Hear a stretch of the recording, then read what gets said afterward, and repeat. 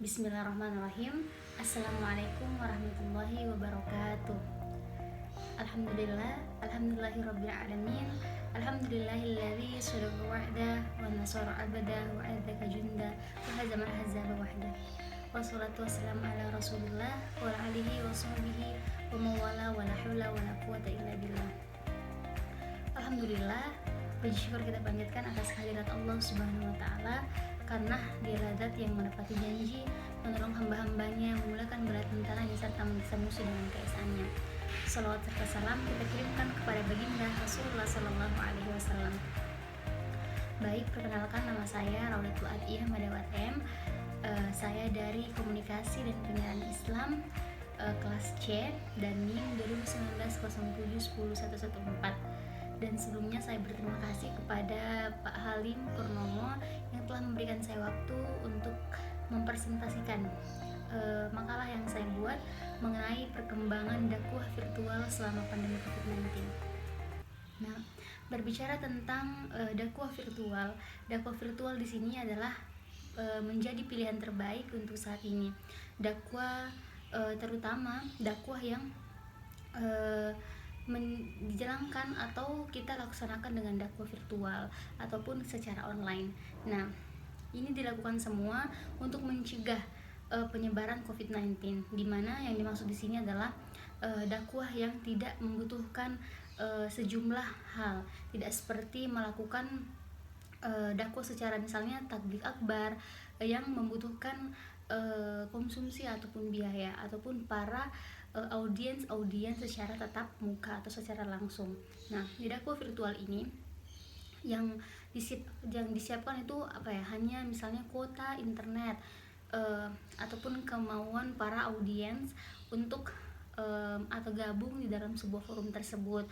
Nah, selama pandemi COVID-19 banyak juga sih sebenarnya aplikasi-aplikasi yang menyediakan untuk sebagai sarana media dakwah, misalnya ada YouTube, Facebook, Instagram, WhatsApp, ataupun misalnya room yang sering kita gunakan seperti Zoom, Microsoft Teams, Google Meet, dan lain sebagainya. Nah, sebenarnya maka dengan menggunakan teknologi informasi dan komunikasi tersebut tadi, ini menjadi pilihan yang mesti diambil oleh sebagian para dai, khususnya tidak memutuskan atau tidak menurunkan semangat dakwah.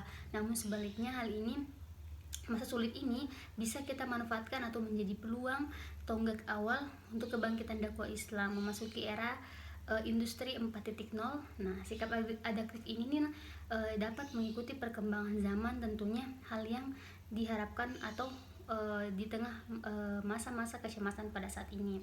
Nah, sebelum kita mengetahui bagaimana sih awal atau bagaimana proses dakwah virtual selama pandemi COVID-19, nah kita harus mengetahui apa sih dakwah itu.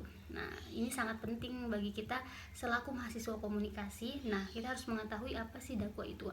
Nah, dakwah itu sebuah sosialisasi nih ajaran Islam, biasa tuh disebut dengan panggilan ataupun seruan dan lain sebagainya. Nah, perkataan dakwah ini juga berasal dari bahasa Arab yang berarti tadi saya mengatakan bahwa panggilan, seruan atau ajakan. Nah, sedangkan bentuk kata misalnya da'a yada'u yang berarti memanggil dengan menyeru atau mengajak. Nah, orang yang melakukan seruan atau ajakan tersebut dikenal dengan istilah panggilan dai. Nah, pasti teman-teman tidak asing lagi dengan kata dai. Para dai yang paling terkenal biasanya sih banyak ya, para dai yang pada saat ini memanfaatkan waktunya untuk tidak lepas berdakwah selama masa pandemi COVID-19 ini. Nah, selanjutnya setelah kita mengetahui apa itu dakwah tadi, nah bagaimana sih kondisi dakwah sebelum COVID-19? Nah, pastinya kondisi dakwah sebelum COVID-19 itu pastinya berjalan dengan lancar, berjalan dengan sesuai dengan apa yang telah ditentukan. Misalnya tadi ada tabligh akbar nih, pasti kalau ada tabligh akbar ataupun pengajian, pasti kita bergegas langsung ke tempatnya. Pasti kita langsung ingin mendengar arahan-arahan atau ceramah dari para dai. Tetapi sekarang di masa pandemi COVID-19 ini para dai dengan cerdasnya ataupun tidak menurunkan semangat mereka untuk selalu menyebarkan agama Islam dengan cara tadi dakwah virtual ataupun dakwah secara online. Nah, selanjutnya bagaimana sih strategi dakwah pada masa COVID-19 ini? Nah, perubahan sosial dan kepercayaan adalah merupakan dua aspek yang krusial dan peranannya itu terhadap umat manusia di permukaan bumi ini. Nah, sudah banyak sih sebenarnya pakar yang mengatakan bahwa memberikan definisi tentang strategi dakwah. Nah, jadi dapat kita pahami bahwa pengertian strategi dakwah ini adalah upaya untuk proses yang caranya atau bagaimana sih caranya menentukan atau menghadapi sasaran pada situasi dan cara tertentu buat mencapai tujuan dan target dakwah itu sendiri. Nah, strategi dakwah dalam awalnya itu bermula adanya konflik atau peperangan, misalnya menjadi upaya untuk mengalahkan musuh. Namun seiring berjalannya waktu dan berdasarkan ke waktu, strategi dakwah ini berkembang pada kehidupan, tidak terkecuali sosial, ekonomi, dan kepercayaan. Nah, pandemi saat ini tuh membuat perubahan-perubahan pada pola dakwah saat ini. Misalnya strategi dakwah sebelum masa pandemi COVID-19 ini berbeda pada saat ini, yang dulunya dilakukan secara tatap muka ataupun berjamaah. Nah, sekarang sudah tidak lagi. Pemerintah telah mengeluarkan kebijakan untuk tidak melakukan kontak langsung dengan seseorang untuk mencegah mewabahnya virus COVID-19. Nah, COVID-19 ini mendorong urgensi pendakwah untuk segera mengambil langkah start. Nah, maksud di sini bahwa para dai-dai ataupun para penyebar agama Islam di sini langkahnya itu harus start menuju era digital, bahwa memanfaatkan teknologi, komunikasi dan informasi serta secara optimal menjadi alternatif pengertian pola dakwah. Nah, hal ini tentu menjadi tantangan tersendiri ya bagi para dai yang baru memulai melakukan syiar agama secara virtual. Namun di satu sisi ini merupakan peluang besar untuk memperluas jangkauan jamaah lintas daerah di Indonesia. Nah, misalnya saja nih, contohnya para dai misalnya pada saat sebelum COVID-19 pasti misalnya melakukan suatu ceramah atau tabligh akbar misalnya di daerah tertentu saja. Nah, akan tetapi selama pandemi COVID-19 bisa disebarkan di seluruh penjuru Indonesia atau bisa dijangkau bagi yang memiliki akses internet. Nah, perkembangan teknologi informasi dan komunikasi yang demikian cepat ini telah merubah sejumlah kegiatan dan praktek dalam berdakwah. Nah, dalam Islam itu memiliki dua tantangan sekaligus. Pertama adalah tantangan keilmuan dakwah, dan kedua adalah problem atau tantangan praktis dalam melakukan berdakwah. Nah, pada masa sebelum terjadinya COVID-19 ini, pandemi itu dakwah disampaikan tanpa melalui media dan dakwah secara langsung dengan bertatap muka antara dai dan mad'u, yang berarti di sini pada saat ini menjadi paling utama untuk mendapatkan informasi-informasi yang terkait dengan keagamaan.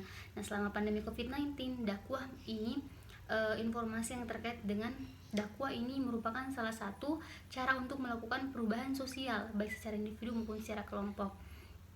Nah, oleh karena itu informasi dakwah pandemi sekarang ini yang semulanya itu hanya dilakukan sebagai klasik ya, tetapi sekarang berubah menjadi serba berbasis online. Nah, di masa pandemi COVID-19 juga ini membuat ritual-ritual keagamaan juga berpengaruh seperti kegiatan haji dan lain sebagainya. Nah, memang ya selama pandemi COVID-19 ini banyak banget hal-hal yang dulunya boleh dan sekarang tidak boleh. Nah, selanjutnya dengan media sosial dan media online yang berbasis virtual dapat membuat masyarakat lebih mudah dan mendapatkan informasi tanpa harus mengeluarkan tenaga untuk mendatangi suatu majelis, akan tetapi cukup dengan mengaktifkan media online berbasis virtual. Nah, maka kajian tersebut dapat terakses dan diikuti dengan mudah dan efektif. Nah, hakikat informasi dakwah di masa pandemi COVID-19 ini agar semua masyarakat, khususnya kita nih umat Islam, agar lebih mudah dapat dengan mendapatkan informasi terkait dengan keislaman yang dapat memberikan kemudahan sehingga terjadi perubahan dari segi spiritual dengan berbasis nilai-nilai agama. Nah, pada saat ini menggunakan teknologi informasi dan komunikasi menjadi pilihan yang mesti diambil oleh para pendakwah, seperti agenda, misalnya agenda yang sering ini yuk ngaji nih, yang biasanya dilakukan dengan tatap muka, kemudian dilakukan secara virtual melalui siaran langsung YouTube dan Instagram. Nah, tentu jumlah yang besar dibandingkan ini bisa ya dilakukan secara offline dengan tatap muka. Nah, sebenarnya kalau melalui virtual ini banyak yang berpendapat bahwa ini lebih memudahkan teman-teman untuk bisa bergabung atau bisa langsung mengikuti kajian tersebut. Nah, dapat kita lihat bahwa kita dapat bisa menilai kaum milenial. Nah, pada saat ini tuh lebih suka atau menghadiri konten-konten dengan seperti fotos ataupun video vlog. Nah, video vlog di sini maksudnya bisa dikatakan juga sebagai basis untuk berdakwah, karena vlog misalnya menghadiri suatu majelis, vlog-vlog tersebut bisa membuat kita lebih mudah untuk mengakses atau bisa langsung diketik atau langsung dicari saja di Google tersebut. Nah, dan selanjutnya, maka dengan menggunakan teknologi informasi dan komunikasi menjadi pilihan yang diambil oleh para pendakwah nih. Pandemi seharusnya tidak menurunkan semangat dakwah, namun sebaliknya masa sulit ini bisa menjadi peluang tonggak awal kebangkitan dakwah Islam yang memasuki era industri 4.0. Baik, kesimpulan yang dapat disampaikan, bagaimana perkembangan dakwah di masa pandemi COVID-19, walaupun ini walaupun pada saat ini sangat sulit untuk kita lakukan, misalnya semua yang dilarang pastinya akan kita menjadi kecemasan untuk kita semua. Akan tetapi dalam situasi seperti ini, dakwah secara virtual ini menjadi memang pilihan yang terbaik atau pilihan yang baik untuk saat ini, terutama untuk mencegah perluasan COVID-19, di mana yang dimaksud di sini adalah dakwah dilakukan secara virtual pastinya tidak membutuhkan misalnya harus berkendaraan ke sana ataupun harus ada biaya dan lain sebagainya, kan. Tapi di sini hanya cuma membutuhkan kuota internet ataupun teman-teman memiliki kuota untuk mengakses aplikasi tersebut. Nah, selanjutnya maka dengan menggunakan ini teknologi informasi, para pendakwah itu diberikan ya atau kreatifnya mereka untuk bagaimana caranya mengambil sebuah hati para audiens untuk gabung di room tersebut. Nah, maka dengan ini perkembangan dakwah secara virtual selama pandemi COVID-19 ini memang sangat berkembang, karena perkembangannya itu bisa kita lihat sampai sekarang ini banyaknya kajian-kajian ataupun tablik-tablik yang dapat kita akses dengan mudah. Baik, itu saja yang dapat disampaikan. Semoga bermanfaat untuk para teman-teman ataupun audiens yang mendengarkan apa yang saya sampaikan. Terima kasih. Wassalamualaikum warahmatullahi wabarakatuh.